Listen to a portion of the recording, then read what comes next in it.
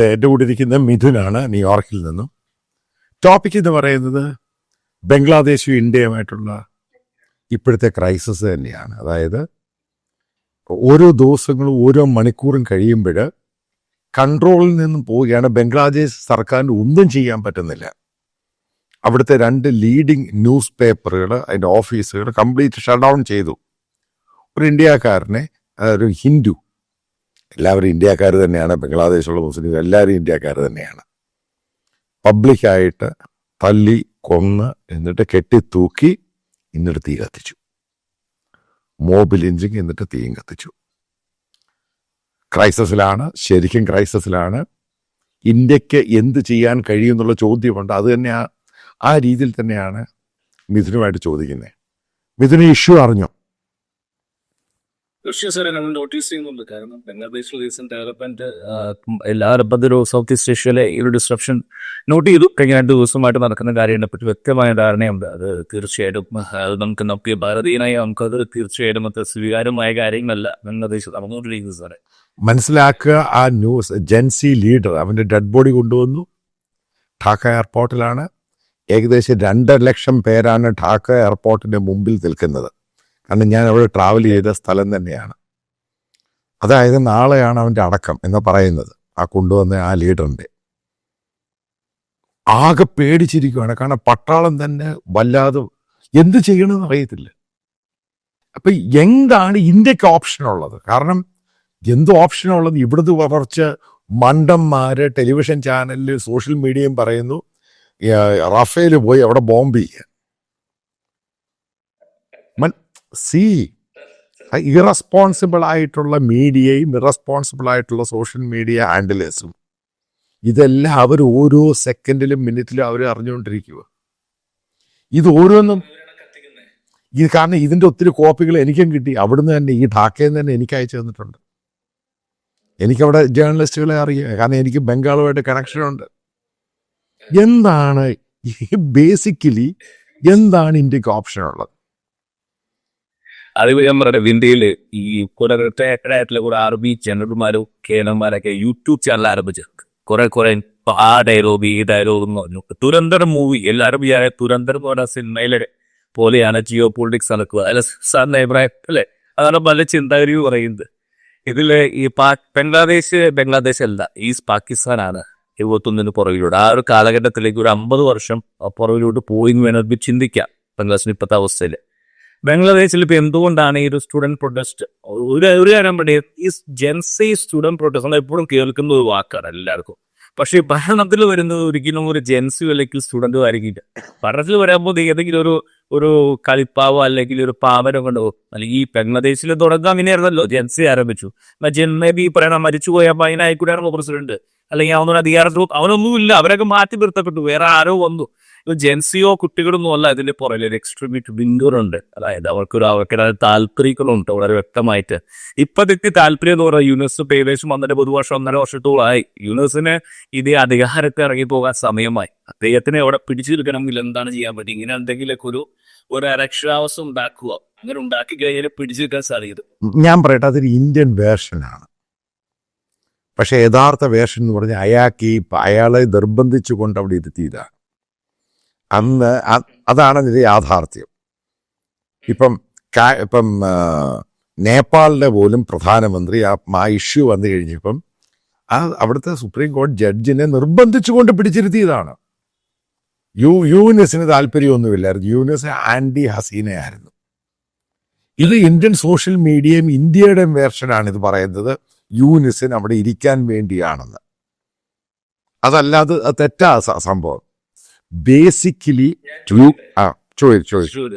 യൂനിസ് എന്ന് പറയുന്നത് യൂനിസ് മാത്രമല്ല. യൂനിസ് ഇപ്പൊ എന്താ പറയുന്നത്, പെട്ടെന്ന് ഒരു ദിവസം യൂനിസ് അവിടെ തിരിച്ചുവിടാൻ സാധിക്കും. യൂനിസിന് പുറകില് ഒരു വിഭാഗം ആളുകൾ, പണക്കാരായിരിക്കാം, ബിസിനസ്സുകാരായിരിക്കാം, അല്ലെങ്കിൽ താല്പര്യപ്പെടുന്ന ആളുകളായിരിക്കും. പക്ഷെ ISI തന്നെ ആയിക്കൂടെ ഉറപ്പില്ലല്ലോ. കാരണം ISI താല്പര്യം ആരോ ഒരാളുടെ താല്പര്യപ്രകാരമാണ് അമേരിക്ക ഇരുന്ന യൂനിസ് പെട്ടെന്ന് ഒരു ദിവസം ബംഗ്ലാദേശിൽ പ്രധാനമന്ത്രിയാവും. അതൊരു പതിപ്പാതെ നമുക്ക് എല്ലാവരും പറയാം. അല്ല, ഒരു കാര്യം ഞാൻ നിന്നോട് പറയാം, അവിടുന്ന് ഷെയ്ഖ് ഹസീനെ മാറ്റിയത് അമേരിക്കയുടെ കൈ തന്നെയാണ്. ആർക്കും അറിയാത്ത കാര്യമൊന്നുമല്ല. അമേരിക്ക തന്നെ ഇടപെട്ടിട്ടാണ് ഷെയ്ഖ് ഹസീനെ അവിടുന്ന് മാറ്റി ഈ പ്രശ്നങ്ങളെല്ലാം ഉണ്ടാക്കിപ്പിച്ചത്. അതിന് ഒരു ഡൗട്ടും ഇല്ല. ഒന്നാമത് ആദ്യം ആ കാര്യം അങ്ങ് മനസ്സിലാക്കുക. അമേരിക്കയാണ് ബിഹൈൻഡ് ദിസ്. ബൈഡൻ അഡ്മിനിസ്ട്രേഷൻ നേരിട്ടാണ് ഇത് ചെയ്തേക്കുന്നത്. അതൊന്നാമത്തെ കാര്യം. കാരണം ചെയ്യാൻ കാരണം എന്ത്? ഷെയ്ഖ് ഹസീനയും ബൈഡൻ അഡ്മിനിസ്ട്രേഷനായിട്ട് നല്ല ബന്ധത്തിലായിരുന്നില്ല. അതാണ് ഒന്നാമത്തെ കാര്യം. കാരണം നേരത്തെ അവിടെ ഉണ്ടായിരുന്ന ഈ പറയുന്ന ഷെയ്ഖ് ഹസീന ബൈഡനുമായിട്ട് ബന്ധമുള്ളവരും കണക്റ്റഡ് ആയിട്ടുള്ള പല ആൾക്കാർക്കെതിരെയും, അതായത് ബംഗ്ലാദേശികൾക്കെതിരെ കേസെടുത്തു. ഇഷ്യൂ ആയി. അതേപോലെ ഡെമോക്രാറ്റ്സുമായിട്ട് നല്ല ബന്ധമുള്ള ഒരാളാണ് ഈ അവിടെ ഇരിക്കുന്ന യൂനിസ്. അയാളുടെ ഫൗണ്ടേഷനാണ് നേരത്തെ മറ്റേ ഹിലരി ക്ലിന്റൺ മത്സരിച്ചപ്പോൾ $1 മില്യൺ കൊടുത്തത്. നീ എന്താ ചരിത്രം മറക്കുന്നത്? സാറ് പറയുന്നത് അമേരിക്കയുടെ കൈകളാണ് യൂണിസിനെ കൊണ്ട് എത്തിച്ചത്, ഫലസ്തീനയുടെ കൊണ്ട് മാറ്റി. അതെ, ആക്കി. സാറ് പറഞ്ഞു അതാണ് ഞാൻ പറയുന്നത്. പോയിന്റിലേക്ക് പോയിന്റ് എന്ന് പറയുമ്പോൾ ഈ ഒരു അരക്ഷാവസ്ഥ ഇപ്പോഴത്തെ ഈ ഒരു അല്ല, അതിൻ്റെ റീസൺസ് ഉണ്ട്, തള്ളിക്കളയരുത്. കാരണം റീസൺസ് ഉണ്ട്. ഷെയ്ഖ് ഹസീന എന്ന് പറയുന്നത് ഭയങ്കര ഡിക്റ്റേറ്റർ ആയിരുന്നു. രണ്ടാമത്തെ പ്രാവശ്യം ഒറ്റ ഒരു പൊളിറ്റിക്കൽ ഒപ്പണന്റിനെയും മുന്നോട്ട് വരാൻ സമ്മതിച്ചില്ല. എല്ലാവരെയും പിടിച്ച് അറസ്റ്റ് ചെയ്തു. പല ആൾക്കാരാ നാട് വിട്ടുപോയി. അതായത് ഈ ഒരു രാജ്യത്തെ ഭരണം നിലനിർത്തുക, അതിന് ഏതൊക്കെ മെക്കാനിസം ചെയ്യണം അത് മോശമായിട്ട് ചെയ്തു. ഇവര് ഹൈലി കറപ്റ്റഡായി. ആ രാജ്യത്തിന് പുരോഗതി ഉണ്ടായി. ഇന്ത്യയുമായിട്ട് നല്ല ബന്ധമായി, മോദിയുമായിട്ട്. അതാണ്, ഇന്ത്യയുമായിട്ട് നല്ല ബന്ധത്തിലായി. അവിടെ മാത്രമല്ല സാറേ, ഒരു പോയിന്റ്, ഇന്ത്യയുമായി നല്ല ബന്ധം മാത്രമല്ല, പുരോഗതിയിലേക്ക് കുതിക്കുകയായിരുന്നു ആരെ ഈ ബംഗ്ലാദേശ്. അതെ, അസലത്തിന്റെ ഒരു പ്രശ്നം ഉണ്ടായിരുന്നില്ല. അത് ഞാൻ ഈ പറയുന്ന കാര്യങ്ങൾ മനസ്സിലാക്കുക. അപ്പം ഒന്ന് ആ ഇഷ്യൂ, ഒന്ന് ഇന്ത്യയുമായിട്ടുള്ള നല്ല ബന്ധം, അതേപോലെ തന്നെ അവിടെയുള്ള പൊളിറ്റിക്കൽ ഒപ്പണൻസ്, ഷെയ്ഖ് ഹസീനെ എതിർക്കുന്നവരെ ഗവൺമെന്റ് ഓഫ് ഇന്ത്യ എതിർത്തു. മനസ്സിലായില്ലേ? അവിടെ പൊളിറ്റീഷ്യൻസ്, എനിക്കറിയുന്ന പല ആൾക്കാരെ എനിക്ക് പേഴ്സണലി അറിയാം. ബേസിക്കലി അങ്ങനെ ഒരു പ്രശ്നം ഉണ്ടാകുമ്പോൾ എപ്പോഴും അവർ ഇന്ത്യയിലാണ് വരുന്നത്. കാരണം ഇന്ത്യ ലോകത്തിലെ ഏറ്റവും വലിയ ജനാധിപത്യ രാജ്യമാണ്, അയൽവാസിയ. ഒന്നിലെ കൽക്കട്ടയിൽ വരും, അല്ലെ ഡൽഹി വരും. അവരിപ്രാവശ്യം ഒറ്റ, കാരണം ഇന്ത്യയും ഷെയ്ഖ് ഹസീനയും മോദിയുമായിട്ടുള്ള ബന്ധത്തിന്റെ പേരിൽ ആരും ഇന്ത്യ വന്നില്ല. ഇവർ ഏറ്റവും കൂടുതൽ പോയേക്കുന്നത് UK-യിലാണ്. അത് കഴിഞ്ഞ് ഏറ്റവും കൂടുതൽ പോയേക്കുന്നത് അമേരിക്കയിലാണ്. പിന്നെ യൂറോപ്യൻ രാജ്യങ്ങളിലാണ് പോയേക്കുന്നത്. ഷെയ്ഖ് ഹസീനെ അവിടുന്ന് റിമൂവ് ചെയ്ത് കഴിഞ്ഞപ്പോൾ മനസ്സിലാക്കേണ്ട പ്രധാനപ്പെട്ട പോയിന്റ്, അമേരിക്ക റിജക്ട് ചെയ്തു. അവർ ആ പൊളിറ്റിക്കൽ അസൈലം അമേരിക്ക റിജക്ട് ചെയ്തു, UK റിജക്ട് ചെയ്തു, യൂറോപ്യൻ രാജ്യങ്ങൾ റിജക്ട് ചെയ്തു. കാരണം ഇവർ ജനാധിപത്യവാദിയല്ല. കാരണം ഈ എലക്ഷൻ റിഗ് ചെയ്താണ് ഇവർ ജയിക്കുന്നത്. അന്ന് ഇതിനെപ്പറ്റി ഭയങ്കര മീഡിയയിലൊക്കെ ഗ്ലോബലായിട്ടൊക്കെ വാർത്ത വന്നിരുന്നു. ഒന്ന്, കാരണം അവർ ഈ പറയുന്ന രീതിയിലുള്ള ക്ലീൻ അല്ല. അവരവരുടെ മക്കളെയൊക്കെ വളരെ വെൽ സെറ്റിൽഡായിട്ട് അമേരിക്കയിലും UK-യിലും അവിടെ ഇവിടെയൊക്കെ ആക്കി നല്ല പൊസിഷനുമാണ്. ഇതാണ് എൻ്റെ യാഥാർത്ഥ്യം മനസ്സിലാക്കേണ്ടത്. അവിടെ ഇതേപോലെ ഒരു കാര്യം ഞാൻ പറയാം. നിങ്ങൾക്ക് ജനാധിപത്യത്തെ തച്ചുടച്ച് തകർത്ത് എത്ര നാൾ മുന്നോട്ട് പോകാൻ പറ്റും? അവിടെ ഇതേപോലെയുള്ള ഫോർമേഷൻസ് ഉണ്ടാകും. അത് 100%. അല്ലെങ്കിൽ അറേബ്യൻ രാജ്യം പോലെയുള്ള ഇത്രമാത്രം പോപ്പുലേഷൻ ഡെൻസിറ്റി ഇല്ലാത്ത രാജ്യങ്ങളിൽ ഭരിക്കാൻ സാധിക്കും. ഒരു മാസീവായിട്ട് ഇത്രയും ജനസംഖ്യയുള്ള രാജ്യത്ത് ഇതേപോലെ ഡിക്റ്റേറ്റേഴ്സ്, ലിബിയയിൽ പറ്റും, ഇറാഖിൽ പറ്റും, ഗൾഫ് രാജ്യങ്ങളിൽ പറ്റും, ചില ആഫ്രിക്കൻ രാജ്യങ്ങളിൽ പറ്റും. ചോദിച്ചു. ഇപ്പോൾ ഇന്ത്യക്ക്, നമ്മുടെ ഇന്ത്യൻ പോയിന്റ് ഓഫ് വ്യൂ, ഇന്ത്യക്ക് ബെനിഫിറ്റ് ഈ പാകിസ്ഥാനിലും അതോടൊപ്പം തന്നെ ബംഗ്ലാദേശിനും ഒരു ഡിക്റ്റേറ്റർ നല്ലത്. കാരണം ഒരു കളിപ്പാവായിട്ട് പാകിസ്ഥാനിൽ പുനീർ ഷെരീഫ് ആ ഒരു ബന്ധം, ഒരു സ്ട്രോങ് ആയിട്ടുള്ള ലീഡർ, ഒരു ഹസീനയെ പോലുള്ള ഒരു സ്ട്രോങ് ആയിട്ടുള്ള ലീഡർ ആ ഉണ്ടാവും. ആ നീക്കുമ്പോൾ ഇന്ത്യക്ക് ഏറ്റവും നല്ലത്. കാരണം ഇപ്പൊ നമുക്ക് തലവേദനയെ എന്റെ പോയിന്റ് ഓഫ് വ്യൂ എന്ന് പറയുന്നത് ഇന്ത്യയുടെ ഇന്റലിജൻസ്, അതായത് എക്സ്റ്റേണൽ ഇന്റലിജൻസ് ഫെയിലിയർ ആണ് ബംഗ്ലാദേശിലും നേപ്പാളിലും ഉണ്ടായത്. ഇത് മോണിറ്റർ ചെയ്യണം. അവിടെയുള്ള ജനങ്ങളുടെ ആഗ്രഹം എന്താണ്? അതൊന്ന്. അവിടെ ഉണ്ടാകുന്ന റാഡിക്കൽ ഇസ്ലാം രണ്ടാമത് മോണിറ്റർ ചെയ്യണം. അതൊരു ഹൈലി പെനട്രേറ്റ് ചെയ്തു. ഇതിനെ സപ്പോർട്ട് ചെയ്യുന്ന ആരാണ്? പല ഇസ്ലാമിക രാജ്യങ്ങളും സപ്പോർട്ട് ചെയ്യുന്നുണ്ട്. അവർ ഫണ്ട് അയച്ചു കൊടുക്കുന്നത്, ഖത്തർ ഉൾപ്പെടെ.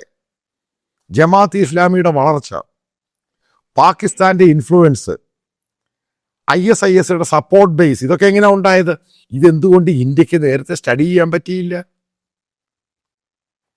You got my point. ഇത് അതായത് റിസർച്ച് അനാലിസിസ് വിങ് ഉണ്ട്, RAW. അവർക്ക് വലിയൊരു പൊളിറ്റിക്കൽ വിങ് ഉണ്ട്. അവർ പഠിക്കുന്ന ഇതൊക്കെയാ, എന്തൊക്കെയാണ് അവിടെ സംഭവിക്കുന്നത്. കാരണം ഇന്ത്യ ആയിട്ടുള്ള ബന്ധം, ഇന്ത്യയുടെ ബോർഡറാണ് ഈ സ്റ്റേറ്റ്, ഈ രാജ്യങ്ങൾ. ഇത്ര ആൾക്കാർ ഇന്ത്യയിൽ വരുന്നുണ്ട്, ഇത്ര ബംഗ്ലാദേശികൾ ഇല്ലീഗലായിട്ട് വരുന്നുണ്ട്. ഇപ്പം ഇന്ത്യയുമായിട്ട് ഇങ്ങനെ ബന്ധമുണ്ട്.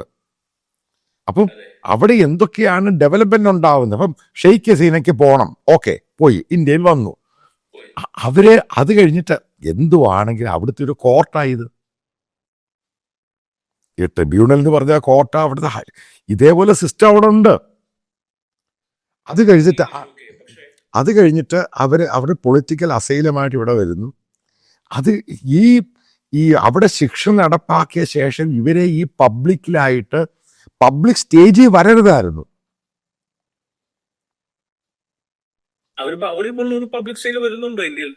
ആര് പറഞ്ഞു? ഇത് വന്ന ശേഷം അവരെ ഇഷ്ടം പോലെ മീഡിയക്ക് ഇന്റർവ്യൂ കൊടുക്കുമല്ലോ. ഇപ്പൊ ഇന്ത്യയിൽ നിന്ന് ഒരു പൊളിറ്റിക്കൽ അസൈലമായിട്ട് ഒരാളെ പോയിട്ട് ബംഗ്ലാദേശിൽ പോയി കഴിഞ്ഞാൽ ഇന്ത്യൻ കോടതി അവരെ ശിക്ഷിച്ചു. അവർ ബംഗ്ലാദേശിൽ പോയിട്ട് ഇന്ത്യക്കെതിരെ പറഞ്ഞു കഴിഞ്ഞാൽ നമുക്ക് ഇഷ്ടപ്പെടുവോ?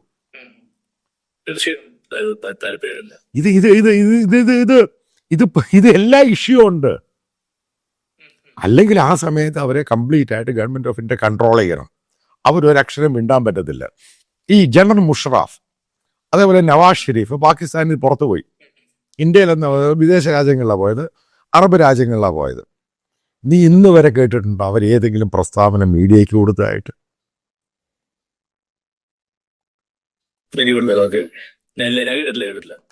കൊടുക്കാൻ സമ്മതിക്കത്തില്ല. അവർ പൊളിറ്റിക്കൽ അസൈലമാണ്, അവർ മിണ്ടാതിരുന്നോണം, അവർ ആഹാരം കഴിച്ചോണം. ഞാൻ പറഞ്ഞ അറബ് രാജ്യങ്ങളെടുത്ത് ഒരു ഡിസിപ്ലിനാണ് അത്. അതേപോലെ ഷെയ്ഖ് ഹസീനയുടെ ഇഷ്യൂ ഉണ്ടായി, ഈ രാജ്യങ്ങളെല്ലാം അവരെ റിജക്റ്റ് ചെയ്തു. അതിനുശേഷം ഇന്ത്യ വളരെ സ്മൂത്തായിട്ട് ഇവരെ ഏതെങ്കിലും ആഫ്രിക്കൻ രാജ്യത്തോ വല്ല സേഫായിട്ട് അങ്ങ് കൊണ്ടുപോകണം. അല്ലെങ്കിൽ ഇവിടെ മിണ്ടാതിരിക്കാൻ പറയണം പൂർണ്ണമായിട്ടും. ഇപ്പൊ ശ്രദ്ധിച്ചോണം, നേപ്പാളി പ്രധാനമന്ത്രി ഇന്ത്യയിലുണ്ട്, അയാളെ മിണ്ടാൻ ഇന്ത്യ ഗവൺമെന്റ് സമ്മതിച്ചിട്ടില്ല.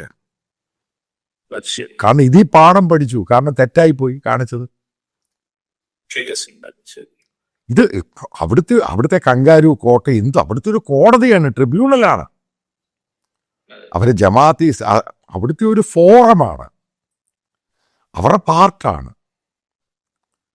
ഒരു കാരണവശാലും അവർക്ക് ഇതേപോലെ തന്നെ NDTVക്ക്, ഇന്ത്യ ടുഡേ, മറ്റുള്ളവർ ഫ്രീ ആയിട്ട്, കാരണം അവർ പൊളിറ്റിക്കൽ അസൈലമാണ്. അവിടുത്തെ കോർട്ട് കൺവിക്റ്റഡ് ആണ്. മനസ്സിലായില്ലയോ? അതുമായിട്ട് ബന്ധപ്പെട്ട് ഇന്ത്യൻ ഡിപ്ലോമാറ്റ്സും അവരുമായിട്ട് സംസാരിച്ച് അവരവിടെ തിരിച്ചു കൊണ്ടുപോയി അവരെ ഒരു കാരണവശാലും ഹാം ചെയ്യരുത്, അത് ഇന്ത്യ മീഡിയേറ്റ് ചെയ്യണം. അതായത് മനസ്സിലാക്കുക, ഒരു പൊളിറ്റിക്കൽ ഡിസ്കോഴ്സ് ഉണ്ട് ഇതിനകത്തെല്ലാം. ഇതിനൊക്കെ സൊല്യൂഷനുണ്ട്. ഇന്ത്യ നേരത്തെ സൊല്യൂഷൻ ഉണ്ടാക്കിയിട്ടുണ്ട്, ഇത് ഇപ്പോഴൊന്നും അല്ല. നേപ്പാൾ ശ്രീലങ്കയിൽ ഇഷ്യൂ ഉണ്ടായിട്ടില്ല, ശ്രീലങ്ക ഇന്ത്യ ഇടപെട്ടിട്ടില്ലല്ലോ. അതിനാ പറയുന്നത് നമ്മുടെ എക്സ്റ്റേണൽ ഇന്റലിജൻസ് എന്ന് പറയുന്നത് അവിടെ മനസ്സിലാക്കണം. അത് ജനാധിപത്യം, ജനങ്ങളാൽ തിരഞ്ഞെടുക്കപ്പെട്ട ഉള്ള ഒരു രാജ്യമാണ്. അവിടെ ജനങ്ങളുടെ ഹിതമുണ്ട്. ഇവിടെ നാളെ സുപ്രഭാതത്തിൽ ഇവിടെ മോദിയെ മാറ്റിയിട്ട് രാഹുൽ ഗാന്ധി വന്നു കഴിഞ്ഞാൽ ഞാൻ അക്സെപ്റ്റ് ചെയ്യുമോ? നമ്മൾ ചെയ്യാൻ പറ്റുമോ? പറ്റത്തില്ല.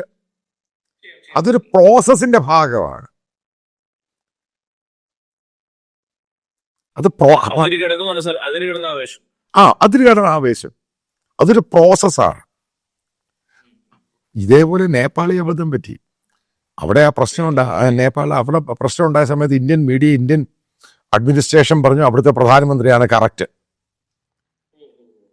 അവിടെ അതാണ് ഞാൻ പറയുന്നത്, ഫെയിലിയറായി.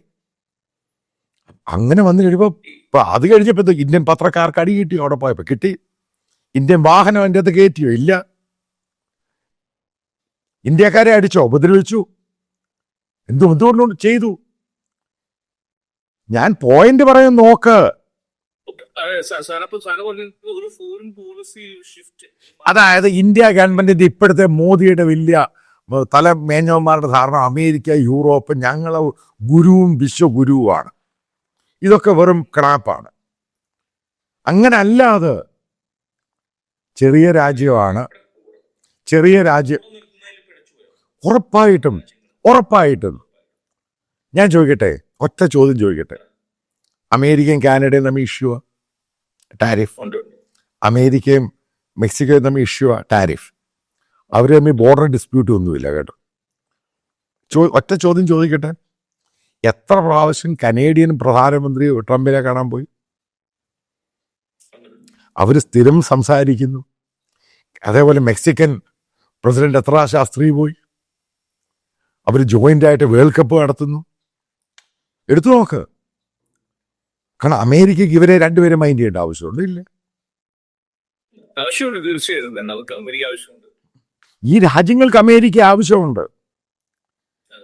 അതേപോലെ ഇന്ത്യ മനസ്സിലാക്കേണ്ടത്, നമുക്ക് ഈ ചെറിയ രാജ്യങ്ങളാണെങ്കിലും ബംഗ്ലാദേശ് ഒരു ഇസ്ലാമിക രാജ്യമാണ്. മനസ്സിലാക്കേണ്ട അടുത്ത ഇമ്പോർട്ടൻറ്റ് പോയിന്റ് ഉണ്ട്. നിന്റെ ധാരണ എത്ര ശതമാനം ഹിന്ദുസ് ഉണ്ടെന്നാ ബംഗ്ലാദേശിൽ? You are wrong. 7.8% ഉണ്ട്. അതായത് 1,30,00,000 ഹിന്ദുക്കളുണ്ട് അവിടെ. 1,30,00,000. ഓക്കെ, അത്രയും ഹിന്ദുക്കൾ അവിടെ ഉണ്ട്. അവരെ എങ്ങനെയാണ് ഇന്ത്യ പ്രൊട്ടക്ട് ചെയ്യുന്നത്? ആ രാജ്യം പ്രൊട്ടക്ട് ചെയ്യണം. എന്തിനാ ആ പയ്യനെ ലിഞ്ച് ചെയ്ത് തൂക്കിക്കൊന്ന് അവന് തീ എത്തിക്കുന്ന? ഇന്ത്യൻ ഹിന്ദു ആയതുകൊണ്ടാണ്. എന്തുകൊണ്ടാണ് ഒരു ക്രിസ്ത്യൻ ഇവാഞ്ചലിസ്റ്റ് പെണ്ണിനെ ഹിജാബ് ഇട്ടില്ല എന്ന് പറഞ്ഞ വണ്ടിയെ നിറക്കി അടി കൊടുക്കുന്ന? ഒരു ഹിന്ദുസിനെ ആക്രമിക്കുന്നുണ്ട്, ക്രിസ്ത്യൻസിനെ ആക്രമിക്കുന്നുണ്ട്. അതായത് ഇതാണ് പറയുന്നത്, അവിടെ ഇങ്ങനൊരു സംഭവം, അതായത് റാഡിക്കൽ ഇസ്ലാം എമേർജ് ചെയ്യുമ്പോൾ അതിനൊരു സൊല്യൂഷൻ ഗവൺമെന്റ് ഓഫ് ഇന്ത്യയുടെ ഇവിടുത്തെ സ്പൈ നെറ്റ്വർക്ക് ആണെങ്കിൽ ഇവിടുത്തെ ഏജൻസികൾ ഉണ്ടാക്കിയെടുക്കണം. എങ്ങനെ അത് പ്രിവെന്റ് ചെയ്യും? 22 പ്രാവശ്യം പാകിസ്ഥാനി ജനറൽസും അവിടുത്തെ മന്ത്രിമാരും ഈ കഴിഞ്ഞ ഓപ്പറേഷൻ സിന്ദൂറിന് ശേഷം പോയി അവിടെ. അവരും വിസിറ്റ് ചെയ്തു. ഇതെങ്ങോട്ടാ പോകുന്നതെന്ന് മോണിറ്റർ ചെയ്ത് ഇന്ത്യയുടെ കടമയല്ലയോ? ഇതെങ്ങനെയാണ് ബ്രേക്ക് ചെയ്യുന്നത്? അല്ലെങ്കിൽ ഒരു ബാക്ക് ഡോർ ആയിട്ട് യൂനിസിന്റെ അവരുമായിട്ട് സംസാരിക്കണം.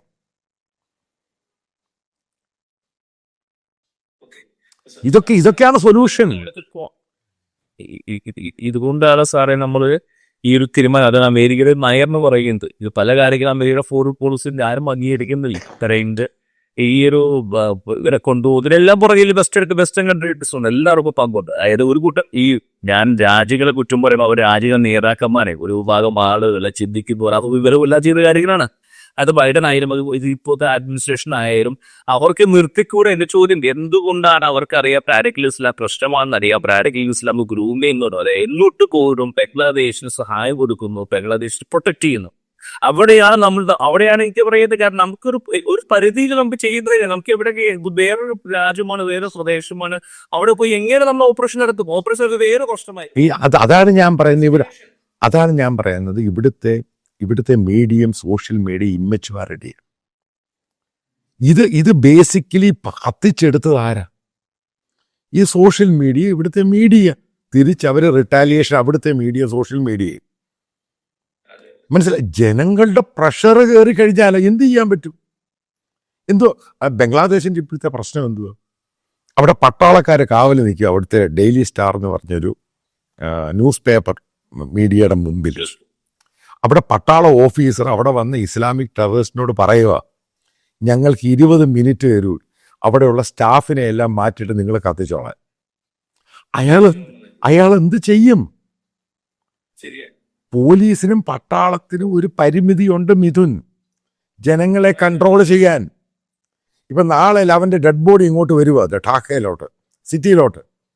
എന്തുവാണ് ഈ വരുന്ന വഴിയിൽ ഉണ്ടാകാൻ പോകുന്ന പ്രശ്നം? ഗോദ്ര എന്ന് പറഞ്ഞ ആ സംഭവം, അന്നത്തെ ആ ഡെഡ് ബോഡി പോയപ്പോഴുണ്ടായ സംഭവമാണ് റയറ്റ് ആവുന്നത്. ഇത് അതായത് ഇത് പറയുന്നത്, അതാണ് മെച്യൂരിറ്റി. അതായത് ശരിക്കും പഠിച്ചെടുക്കേണ്ട ചില തീരുമാനങ്ങളുണ്ട്. ബംഗ്ലാദേശിൽ നടക്കുന്ന ഓരോ ചലനവും ഇന്ത്യക്ക് മാറ്റർ ചെയ്യും. അതിൻ്റെ പ്രധാനപ്പെട്ട കാരണം എന്തുവാ? ഏകദേശം 2.5-3 കോടി ബംഗ്ലാദേശി ഇല്ലീഗൽ ഇമിഗ്രൻസ് ഇന്ത്യയിലുണ്ട്. എനിക്ക് വെസ്റ്റ് ബംഗാൾ ഒരുവിധം കൃത്യമായിട്ട് അറിയാവുന്ന കാര്യമാണ്. കാരണം ഞാൻ എപ്പോഴും പോകുന്നൊരു സ്ഥലമാണ്. എൻ്റെ കേസ്, അത് ശാരദ ആ കേസുമൊക്കെ ആയിട്ട് ബന്ധപ്പെട്ട്. അതിൻ്റെ കൽക്കട്ടയാണെങ്കിലും NH-12 സൈഡ് മുഴുവനും നോർത്ത് ബംഗാള് അവർ കുടിയേറിയവരാണ്.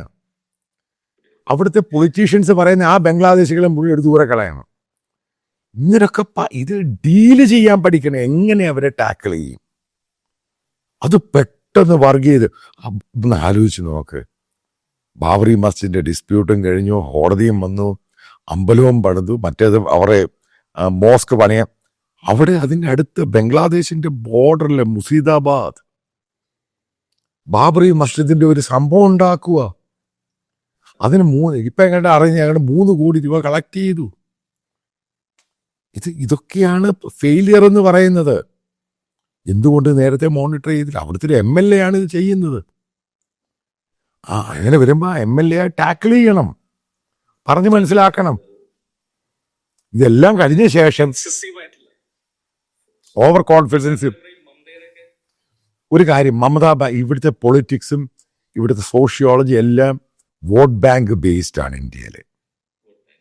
അത് ആദ്യം മനസ്സിലാക്കണം. മമതാ ബാനർജിക്ക് എത്രമാത്രം ഇവരെ അകത്തോട്ട് പെനട്രേറ്റ് ചെയ്താൽ അവരുടെ ഭൂരിപക്ഷം കൂടിക്കൊണ്ടിരിക്കും.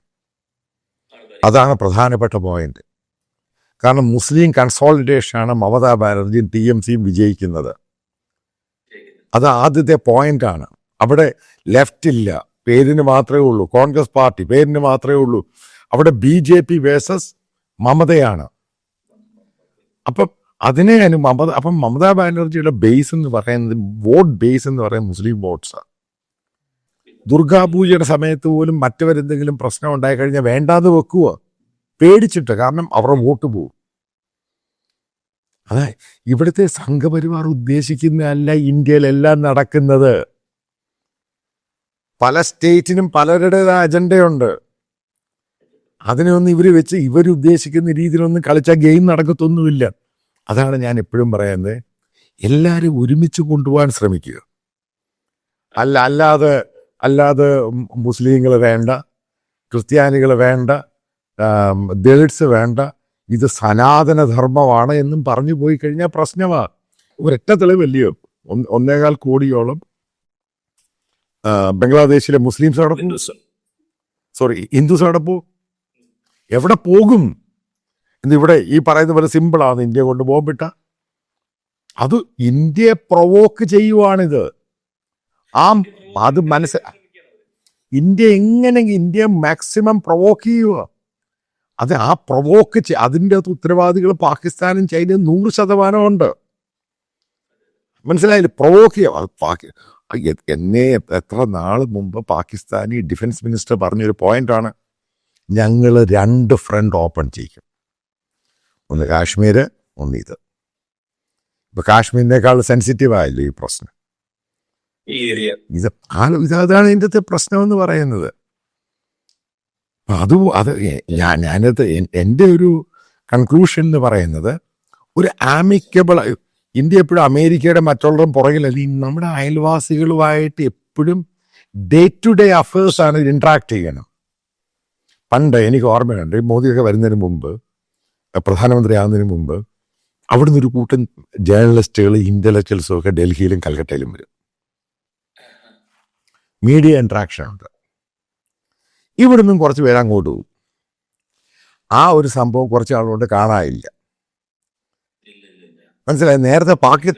നേരത്തെ പാകിസ്ഥാനിൽ നിന്ന് ഒത്തിരി അവിടുത്തെ മീഡിയയും അവിടുത്തെ ആർട്ടിസ്റ്റുകളും അവരവരൊക്കെ ഇവിടെ വരും.